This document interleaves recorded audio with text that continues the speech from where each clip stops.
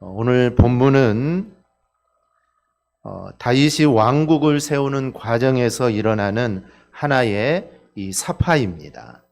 그리고 또 아름다운 이야기죠. 요나단과의 언약을 기억하여 이 요나단의 아들인 이 무비보셋을 찾아서 이 선대하는 이야기입니다. 다윗은 많은 전쟁을 통해 이 주변의 여러 국가들을 이 복속을 시킵니다. 군사적으로 뛰어났고 다윗은 또 용맹한 왕입니다. 그리고 그 자신이 아주 훌륭한 장수이기도 합니다. 골리앗을 물리치기도 하고 사울이 죽인 자는 천천히요 다윗이 죽인 자는 만만이로다 라고 할 정도로 다윗은 장수이기도 합니다. 전쟁을 하는 장수들은 보통 거칠기 마련입니다. 왜냐하면 이 전쟁터라는 것은 자신의 목숨을 내걸고 바로 하는 것이기 때문에 이 보통 거칠 수밖에 없습니다. 그렇지 않고서는 살아남기가 힘들다는 것이죠. 그래서 이 장수라면 이런 맹수성이 없이는 살아나기가 힘듭니다.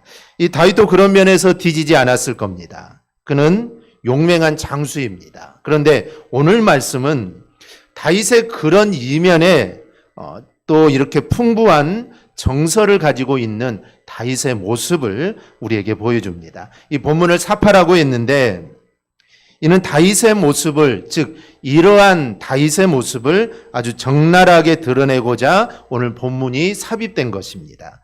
이는 성도들에게도 이런 따뜻한 모습이 있어야 함을 우리에게 말해주는 것입니다. 우리가 살아가는 이 세상도 어찌 보면 전쟁터와 같습니다. 성공하기 위해, 그리고 또 뒤처지지 않기 위해, 또 더 많은 물질을 우리가 소유하기 위해 우리는 전쟁 같은 삶을 삽니다. 그리고 그런 삶 속에서 우리는 알게 모르게 이런 강팍함이 우리 마음속에 많이 자리를 잡고 있습니다. 그래서 우리가 뉴스를 보면은 참 죄를 짓고 잘못한 사람들이 종종 나옵니다. 그러면 이런 일들이 보도가 되면 우리는 그 사람이 철저하게 무너지는 꼴을 봐야 이 속이 시원합니다. 즉 벌을 받아야지, 사형을 받고 무기징역을 받아야만 이 속이 시원하는 그런 모습들이 우리에게 종종 있습니다. 이런 어찌 보면은 전쟁의 야수성이 우리 안에 있는 것입니다. 그런 우리들에게 다윗의 용맹스러운 이면에 담긴 이런 따뜻한 모습이 우리 안에 있어야 합니다. 그럴 때 우리가 성도다워지는 것입니다. 세상 사람들이 다 그렇게 말하고 그렇게 살아간다 하더라도 우리는 그 안에서 또 따뜻한 마음들이 우리 안에 있어야 합니다. 그래서 성도다워지는 것입니다. 그래서 오늘은 다윗이 무비보셋을 따뜻하게 품어준 이야기를 통해 우리가 몇 가지를 함께 좀 생각해 보려고 합니다. 첫째는 하나님 앞에서 한 언약을 기억하는 다윗입니다. 다윗이 이렇게 이야기를 합니다. 사울의 집에 아직도 남은 사람이 있느냐? 내가 요나단으로 말미암아 그 사람에게 은총을 베풀리라. 다윗은 요나단으로 말미암아라고 말을 합니다. 이 말은 그가 과거 사울을 피해 도망을 다닐 때 어려움에 처했을 때 요나단이 베풀어 주었던 그 호의와 또 그와 맺었던 언약을 두고 하는 말입니다. 즉 다윗은 이제 주위의 어려움이 평정되고 이제 조금 여유를 찾게 됩니다. 그럴 때 이때 다윗은 요나단과의 언약을 기억하게 되죠. 그리고 자기에게 베푼 호의를 기억하고 그와의 약속을 지키고자 했던 것입니다. 그런데 우리가 여기서 주목할 점은 다윗이 지키고자 했던 요나단과의 이 약속은 매우 오래전에 있었던 약속이라는 점입니다. 사울이 죽을 당시 이 무비보셋의 나이는 5살 정도였습니다. 그리고 현재 무비보셋은 어린 아들을 둔 성인입니다. 그럼 이를 비추어 볼 때 다윗이 요나단과 언약을 맺은 것은 대략 약 20년 전쯤의 일일 겁니다. 따라서 이렇게 오래전에 맺은 약속, 그것도 약속을 맺었던 당사자는 이미 죽어버렸습니다. 그런데 지금 그 약속을 기억하고 이를 지키기 위해 노력한다는 것은 이거는 매우 어려운 일입니다. 누군가가 약속했다는 것을 들고 나타나서 이 약속을 지켜달라고 하면 뭐 지켜줄 수는 있지만 뭐 그런 사람도 없는데 다윗은 그 약속을 생각하고 그것을 지키기 위해 지금 노력을 하고 있다는 것입니다. 그러나 바로 여기에 하나님의 백성으로서 성도가 보여야 할 진정한 모습이 이 가운데 담겨져 있습니다. 왜냐하면 바로 우리 하나님은 언약에 신실하신 분이기 때문입니다. 출애굽기 6장 5절을 보면 이제 애굽 사람이 종으로 삼은 이스라엘 자손의 신음소리를 내가 듣고 나의 언약을 기억하노라 라는 말씀이 있습니다.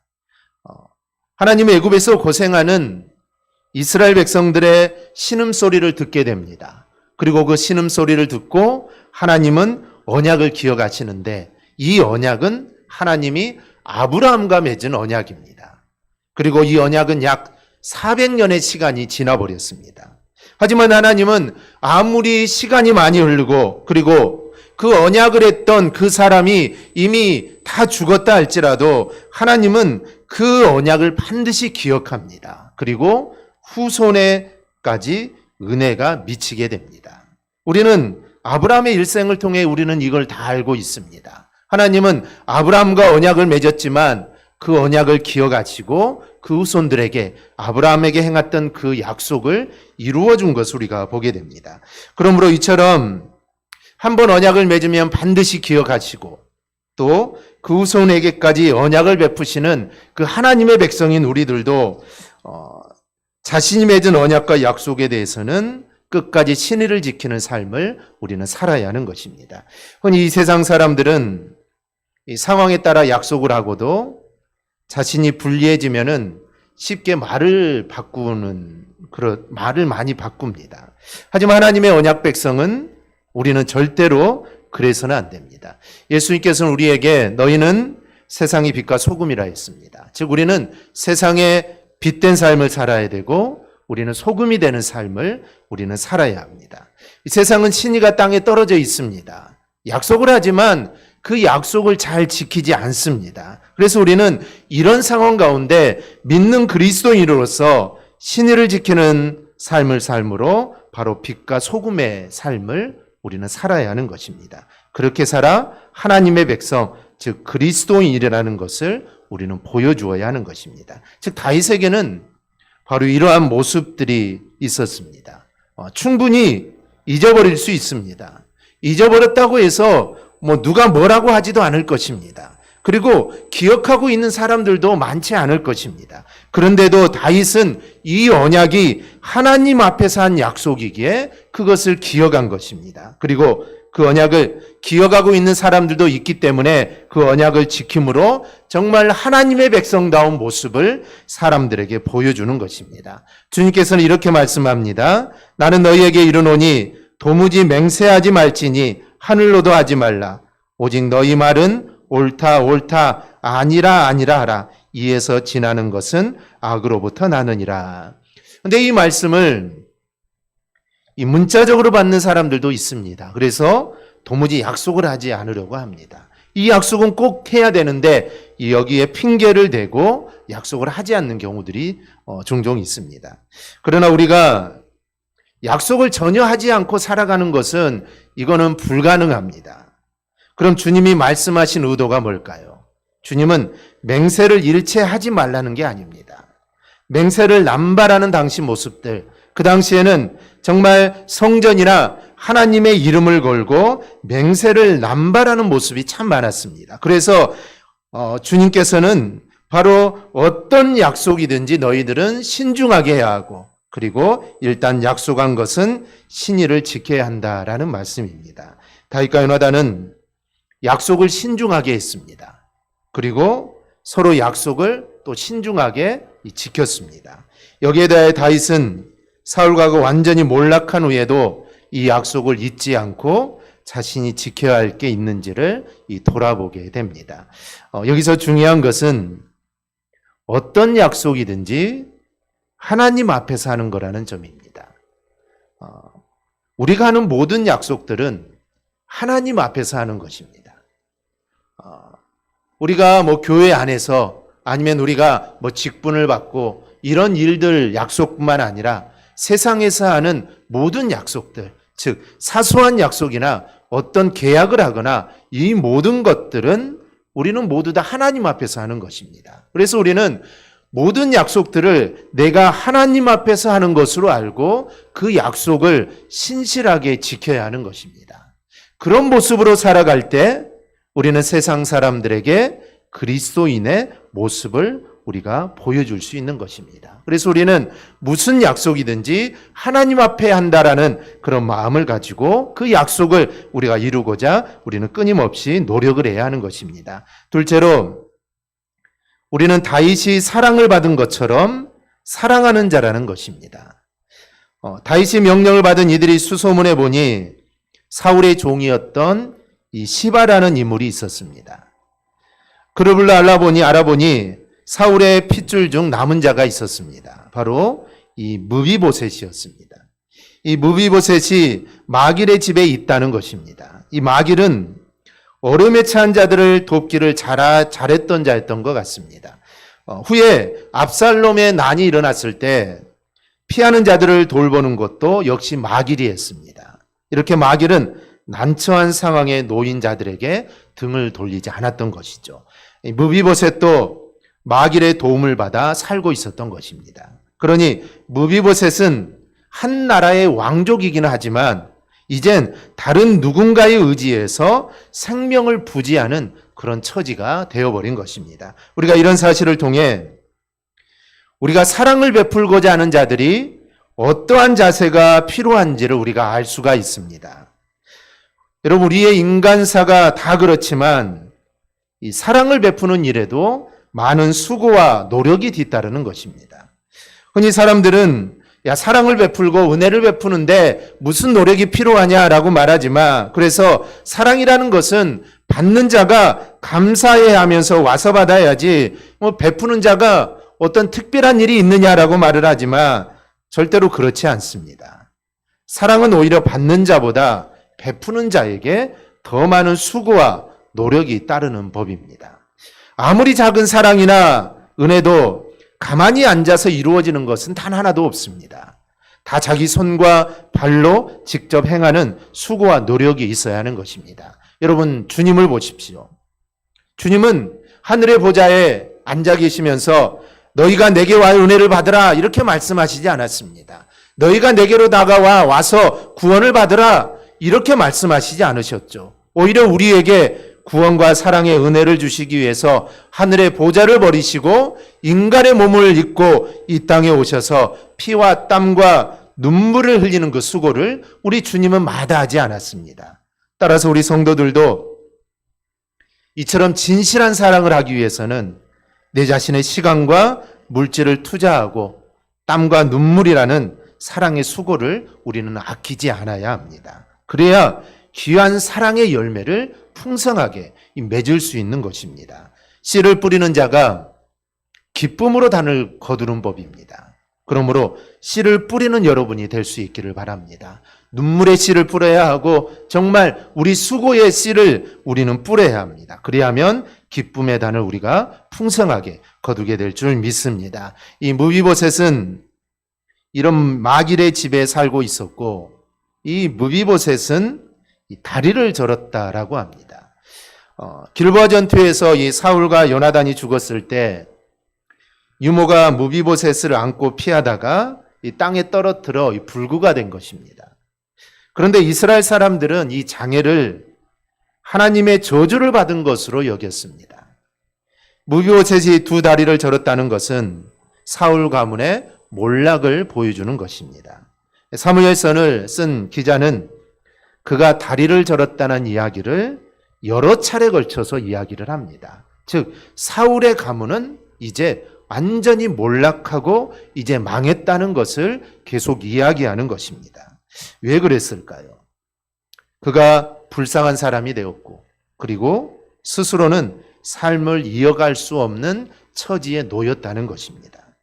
요즘과 달리 다리를 전다는 것은 부정한 자라는 낙인이 찍혔기 때문에 유대인들은 부정한 자하고는 함께하지 않습니다.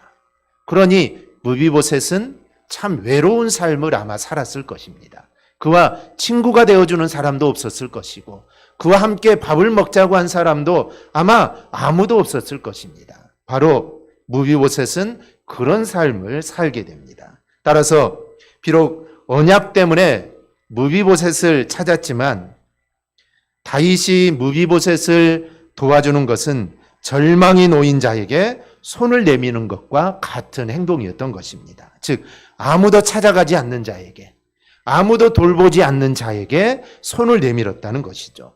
또한 아무리 언약이 있었다고 하지만 이 다윗이 무비보셋에게 베풀었던 것은 무비보셋의 입장에서 보면은 이거는 정말 과분한 은혜였습니다. 그래서 무비보셋이 이렇게 이야기합니다. 8절을 보면 그가 절하여 이르되 이 종이 무엇이기에 왕께서 죽은 개 같은 나를 돌아보시나이까 아니라. 그는 자신을 스스로 개 같은 처지라고 말을 합니다. 이는 겸손의 소리가 아닙니다.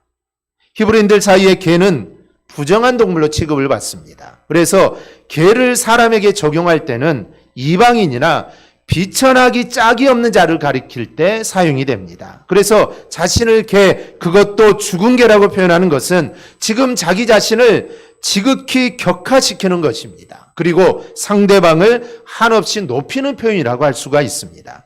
그런 무비보셋에게 정말 자신을 개와 같은 그런 존재라고 말하는 이 무비보셋에게 다윗은 자신의 식탁에서 음식을 먹게 합니다. 그것도 한 번뿐만이 아닙니다. 영원토록 그가 살아있는 동안 계속해서 그렇게 하라는 것입니다. 왕의 식탁에서 음식을 먹는다는 것은 무엇을 의미할까요? 이것은 무비보셋이 왕자 대접을 받는 것을 의미합니다. 그렇다면 다윗이 이렇게 한 이유가 뭘까요? 그냥 다르게 할 수도 있습니다. 논을 제공하고 밭을 제공하고 여러 가지로 그에게 선을 행할 수 있지만 그가 이렇게까지 한 이유는 자신이 받은 은혜를 기억하고 그 은혜를 다시 무비보셋에게 나눈 것입니다. 주님이 가르쳐 주신 기도에도 우리가 우리에게 죄를 지은 자를 사하여 준 것 같이 우리 죄를 사하여 주옵시고 라는 말이 있습니다. 이 말은 하나님께서 우리를 용서하신 것처럼 우리도 다른 사람을 용서해야 된다라는 것입니다. 또 주님은 제자들을 보내면서 이렇게 말을 합니다. 병든 자를 고치며 죽은 자를 살리며 나병한 자를 깨끗하게 하며 귀신을 쫓아내되 너희가 거저받았으니 거저주라. 이 세상에는 거저 주고받는 것이 없습니다. 반드시 그 값을 치러야 합니다. 어느 미국 교포 목회를 하시는 목사님의 고백입니다. 그분이 목회하는 교인 중 한 명이 간단한 법률 문제로 고민하는 것을 보신 이 목사님은 자기하고 아주 친한 절친인 변호사 친구에게 전화로 자문을 구하게 됩니다. 그런데 며칠 후에 적지 않은 변호사 수임료 청구서가 날아왔다는 것입니다. 이와 같이 세상에는 공짜가 없습니다. 그러나 하나님께 속한 것, 그리고 하나님께 받은 것은 거저줘야 이건 합당합니다. 왜냐하면 우리 또한 하나님께 거저받았기 때문입니다. 우리가 거저받았으니 우리는 거저주어야 된다는 것이죠. 무비보셋에 대한 다윗의 아름다운 이 제안은 요나단과의 언약을 기억한 것이기도 하지만 다윗 자신이 하나님께 받은 은혜가 너무나 감사했기에 사울의 손자 무비보셋에게 그대로 나눈 것이라고 볼 수가 있습니다. 다윗처럼 훌륭한 성도가 되는 것은 다른 게 아닙니다. 하나님이 나에게 베풀어 주신 은혜가 무엇인지 헤아려 보는 것입니다. 하나님의 은혜를 깨닫지 못하면 은혜를 나눌 수가 없습니다. 내가 받은 게 없는데 어떻게 나누어 줄 수가 있겠습니까? 그래서 먼저는 하나님이 나에게 베푸신 은혜가 과연 무엇일까 우리는 먼저 헤아려 보는 것입니다. 그리고 그렇게 큰 은혜를 받았음을 우리가 기억할 때 우리도 거저 나누는 자가 우리가 되는 것입니다. 셋째로 다윗은 사랑을 구체적으로 하였습니다. 다윗이 무비보셋을 돌보는 일을 말만 한 게 아닙니다. 무비보셋 자신은 왕궁에 거하여 왕의 식탁에서 먹게 합니다. 이것만이 아닙니다. 무비보셋의 가정을 보호할 방법도 구체적으로 명령합니다. 먼저 사울의 기업을 무비보셋에게 그대로 돌리겠다고 합니다. 7절입니다. 할아버지 사울의 모든 밭을 다 내게 도로 주겠고, 즉 사울이 소유했던 그 모든 것들을 이 무비보셋에게 다 주겠다는 것입니다. 사울 가문은 다 망한 가문입니다. 그러니 그 모든 것들은 아마 국가로 다 환수가 되었겠죠. 그런데 사울이 누렸던 모든 것들을 다 주겠다는 것입니다. 그리고 다윗은 무비보셋에게 이 모든 것을 돌려주는데 돌려주는 방법도 구체적입니다. 이 다윗의 종이었던 시바를 다시 무비보셋의 종이 되게 합니다. 그래서 무비보셋에게 돌려준 사울의 밭을 경작을 하게 합니다. 시바는 아들이 15이고 종들도 20명이 있다고 합니다. 사울의 밭을 관리할 수 있는 이 노동력이 된 것이죠. 이렇게 하여 사울의 밭이 실제로 사울의 자손을 위하여 경작이 되게 합니다. 그리고 시바는 다윗의 명령한 대로 내가 약속을 지키겠다라고 합니다. 야고보서 2장 15절 16절을 보면 이런 말씀이 있습니다.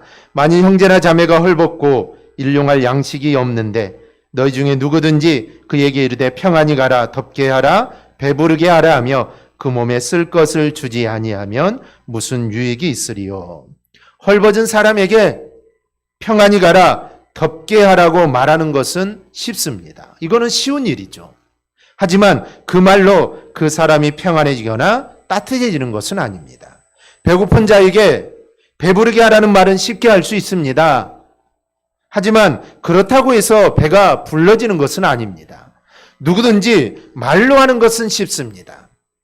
야고보 장로가 한 말의 핵심은 헐벗은 자에게는 옷이나 거처를 제공해야 한다는 것입니다. 그리고 굶주린 자에게는 말로만 할 것이 아니라 실제적으로 음식을 제공해야 한다는 것입니다. 그래야 그들에게 하는 평안하라, 덥게 하라, 배부르게 하라는 말이 효용성이 있게 되는 것입니다. 옷을 주지 않고 음식을 주지 않고 말만 하는 것은 이거는 아무 효용이 없는 것입니다.